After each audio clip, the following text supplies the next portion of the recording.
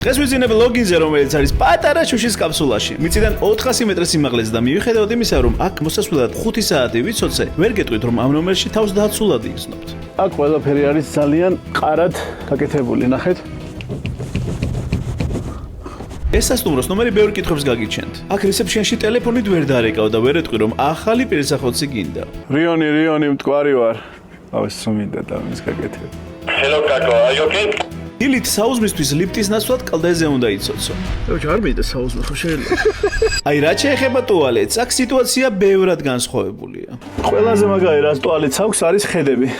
აი ამაზე უკეთეს ადგილას ტუალეტში არ უნდა იყო. თუმცა ეს არ არის ერთადერთი უცნაური სასტუმრო, რასაც ჩემი YouTube ვიდეოში ნახავთ. მე ვიყავი სასტუმროში, რომელიც Skylodge-ისგან განსხვავებით წესით ჰაერში უნდა იყოს, მაგრამ მიწაზეა.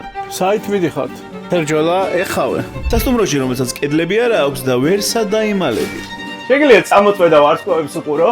და სასტუმრო, რომელიც წყალზე დგას და ნებისმიერი გამოძრაება თავს ისე გაგზავნებს თითქოს საქანელაზე ცხოვრობ. და მაინც ალბათ გაინტერესებთ, რა ჯანდაბად ვაკეთებ ამ ყველაფერს. ფეტიში მაქვს რა, ფეტიში გამიგე? ფეტიში მაქვს უცნაური სასტუმროების.